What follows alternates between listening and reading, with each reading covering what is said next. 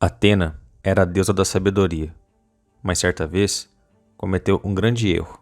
Ela disputou um concurso de beleza com Hera e Afrodite. O contexto dessa história aconteceu da seguinte maneira: todos os deuses foram convidados para o casamento de Peleu e Tétis, com exceção de Eris, a deusa da discórdia. Furiosa com sua exclusão, a deusa atirou entre os convidados uma maçã de ouro com a inscrição "A mais bela". Hera, Afrodite e Atena reclamaram a maçã ao mesmo tempo. Zeus, não querendo decidir um assunto tão delicado, mandou as deusas ao monte Ida, onde o jovem Paris apacentava seus rebanhos, e a ele foi confiada a decisão. As deusas se apresentaram então diante dele. Hera lhe prometeu poder e riqueza, Atena, glória e fama na guerra, e Afrodite, a mais bela das mulheres, como esposa. Dessa forma, cada uma delas procurou influenciar a decisão a seu favor. Paris, então, decidiu favoravelmente a Afrodite. Ele entregou a maçã de ouro. Sob a proteção de Afrodite, Paris viajou para a Grécia e foi hospitaleiramente recebido por Menelau, rei de Esparta. Helena, esposa de Menelau, era na realidade a mulher que Afrodite destinara a Paris como a mais bela das mulheres. Sua mão tinha sido disputada por muitos pretendentes, e por sugestão de Ulisses, que era um deles, prestaram juramento de que a defenderiam contra qualquer injúria e lutariam por sua causa, se necessário. Helena acabou escolhendo Menelau e vivia feliz com ele, quando Paris se tornou hóspede do casal. Com a ajuda de Afrodite, Paris convenceu Helena a fugir em sua companhia e a levou para Troia. Menelau, quando descobriu a audácia do jovem troiano, apelou para seus irmãos, chefes da Grécia, para que cumprissem o prometido e ajudassem em seus esforços para recuperar a sua esposa. De modo geral, todos atenderam ao apelo, mas Ulisses, que se casara com Penélope e se sentia muito feliz com a esposa e o filho, não se mostrou disposto a participar dessa jornada tão incerta. Assim, recuou, e Palamedes foi mandado para lembrá-lo de seus compromissos. Quando Palamedes chegou a Ítaca, Ulisses se fingiu de doido e se prendeu ao arado, junto de um burro e um boi, e se colocou para semear o sal. Desse modo, para testá-lo, Palamedes colocou seu filho Telemaco em frente do arado, o que levou o pai a se desviar para não o matar, mostrando claramente que não estava louco e que, portanto, não podia se negar a cumprir a promessa feita. Tendo sido convencido a participar dessa jornada arriscada, Ulisses partiu em busca dos outros chefes, que até então resistiam também a entrarem na guerra contra a Troia e seus filhos. Aquiles era um desses chefes. O herói era filho de Tétis, do qual teve em seu casamento a maçã da discórdia atirada entre as deusas. Tétis era ela a própria uma das imortais, uma ninfa do mar, e sabia que seu filho estava destinado a morrer diante de Troia se participasse na expedição. Ela então fez tudo o que pôde para evitar que seu filho fosse para a guerra.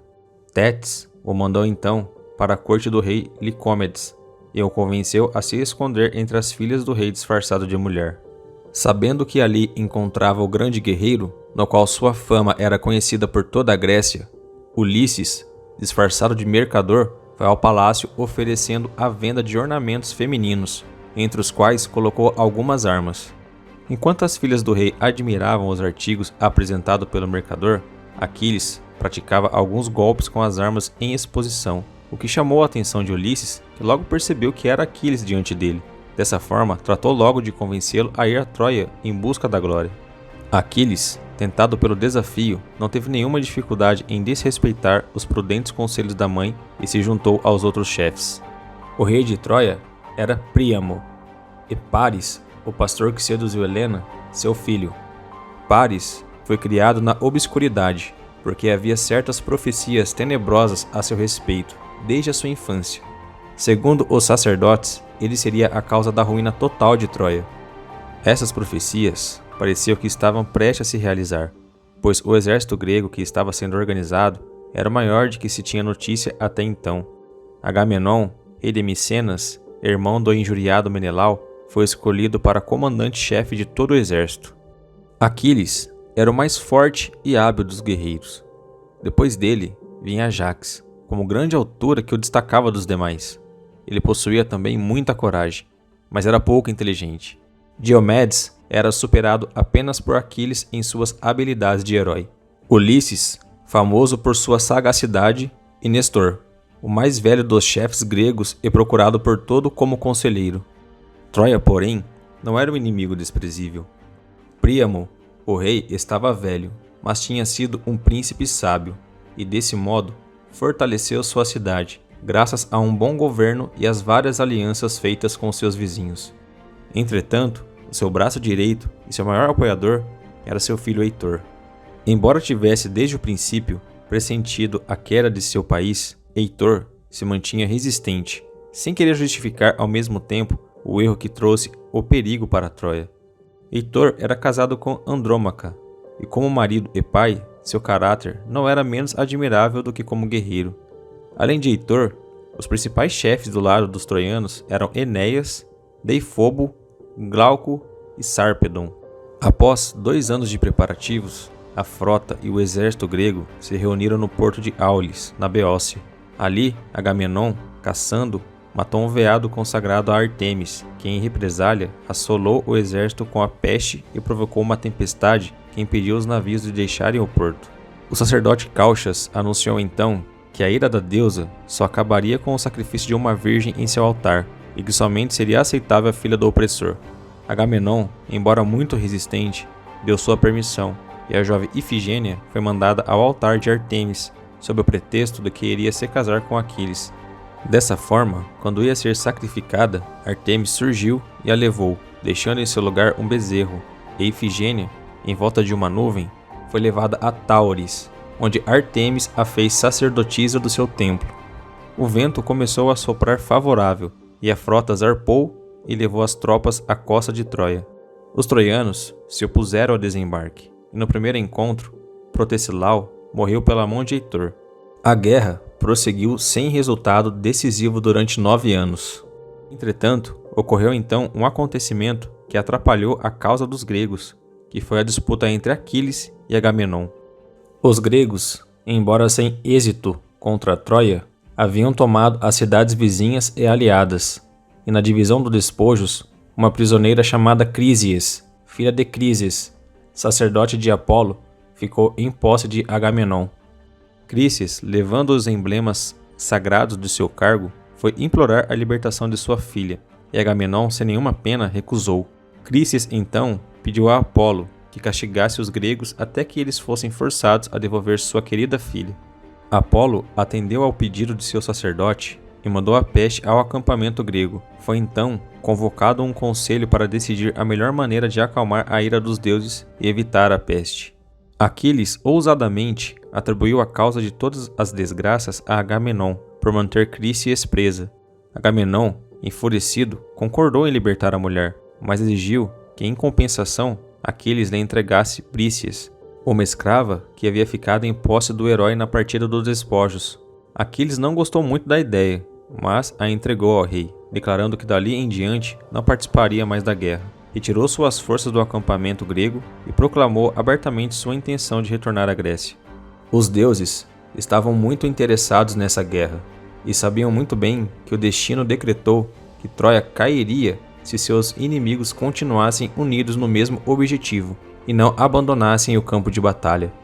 Havia, contudo, bastante oportunidade para o acaso, de maneira a excitar, alternativamente, as esperanças e os temores das divindades que se colocavam de um lado ou de outro.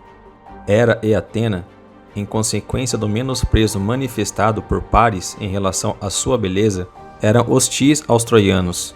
Afrodite, pelo motivo contrário, os favorecia e arrastou para o mesmo lado de seu admirador Ares, ao mesmo tempo que Poseidon era favorável aos gregos. Apolo ficou neutro, balançando às vezes para um lado e às vezes para o outro. E o próprio Zeus, embora amasse o sábio rei Príamo, demonstrou certo grau de imparcialidade. A mãe de Aquiles, Tétis, sentiu profundamente a injúria feita ao filho e se dirigiu imediatamente ao palácio de Zeus, a quem pediu que fizesse os gregos se arrependerem da injustiça praticada contra o seu filho, concedendo o sucesso às armas troianas. Zeus atendeu ao pedido, e na batalha que se seguiu, os troianos saíram vitoriosos, e os gregos foram expulsos do acampamento. tiveram de correr então para os navios. Agamenon convocou um conselho dos chefes mais sábios e valentes. Nestor sugeriu que fosse enviado um mensageiro a Aquiles para convencê-lo a voltar ao acampamento, e que Agamenon devolvesse a escrava causadora do conflito entre os dois, para que dessa forma pudesse corrigir o erro cometido. Agamenon concordou, e Ulisses, Ajax e Fênix foram encarregados de transmitir a Aquiles a mensagem de arrependimento. Os três executaram a tarefa, mas Aquiles não voltou atrás em sua decisão. Se negava a voltar ao acampamento e persistia em sua ideia de embarcar de volta para a Grécia. Os gregos construíram uma fortificação em torno dos navios. Em vez de sitiarem Troia, se tornaram, de certo modo, sitiados. No dia seguinte, aqueles que foram enviados a Aquiles estavam encurralados entre a fortificação e os troianos. Dessa maneira, começou uma intensa batalha, e os troianos, favorecidos por Zeus, conseguiram abrir passagem entre a fortificação grega e estavam em iminência de incendiar os navios. Poseidon, vendo os gregos em situação tão crítica, foi então ajudá-los. Ele apareceu sob a forma do profeta Calchas e estimulou os guerreiros com seus gritos e apelou para cada um deles individualmente, até elevar o ânimo do exército grego, a tal ponto que eles forçaram os troianos a recuar. Ajax executou grandes feitos de alto valor e finalmente se encontrou com Heitor, a quem desafiou. Heitor respondeu ao desafio atirando sua lança contra o grande guerreiro. A mira foi precisa e a arma atingiu Ajax, onde as correias que sustentam a espada e o escudo se cruzam sobre o peito. Essa dupla proteção impediu-a de penetrar e a lança caiu no chão. Ajax então pegou uma enorme pedra, uma das que serviam para segurar os navios, e a jogou contra Heitor, o atingindo no pescoço e, consequentemente, desmaiou. Seus comandados imediatamente o apanharam e levaram ferido. Enquanto Poseidon ajudava, desse modo, os gregos obrigavam os troianos a recuarem. Zeus nada via, pois sua atenção foi desviada do campo de batalha pelos truques de Hera. A deusa havia tomado emprestado de Afrodite seu cinto, chamado Cestus, que tinha o dom de aumentar a tal ponto os encantos de sua portadora que estes se tornavam irresistíveis.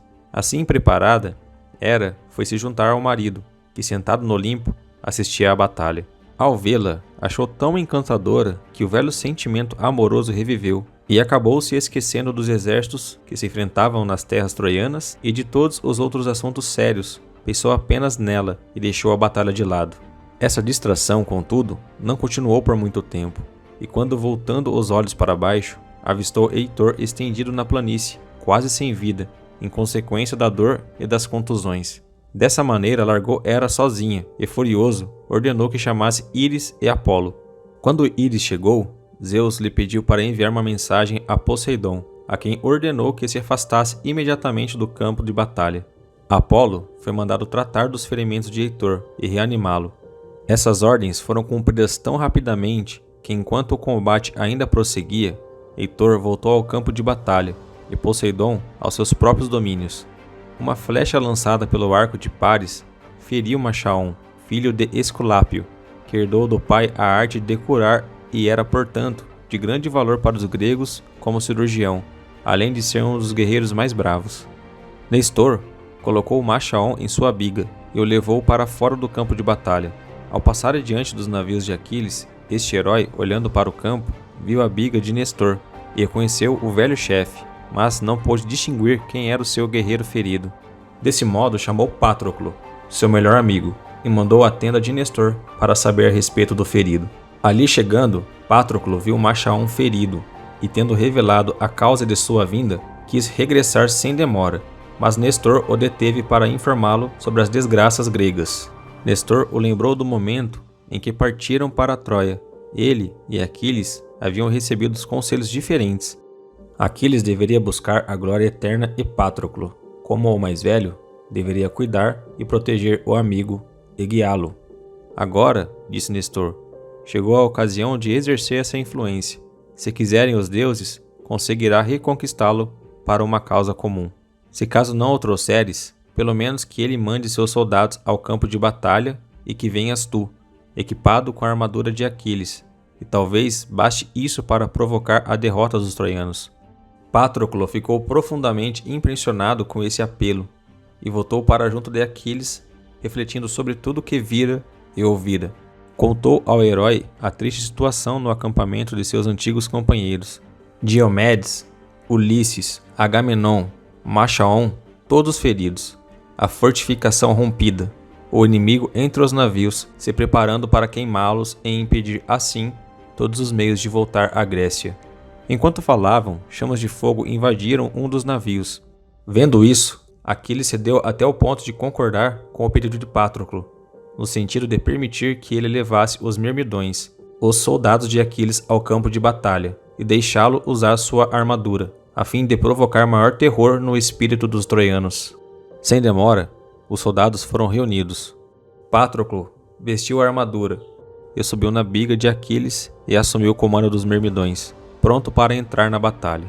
Antes que ele partisse, porém, Aquiles lhe recomendou insistentemente que focasse em fazer o inimigo recuar para longe dos navios, e não procurasse atacar os troianos sem a permissão dele.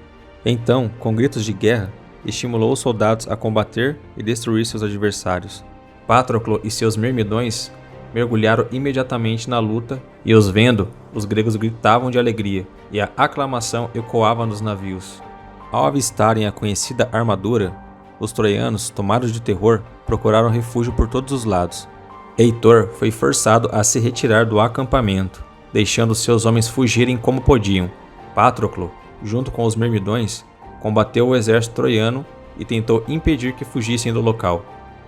Bom pessoal, esse foi o vídeo de hoje. Se gostaram, deixem um like, se inscrevam no canal para ficar por dentro do universo mitológico. Se tiverem alguma sugestão para o próximo vídeo, deixem aí nos comentários e até a próxima.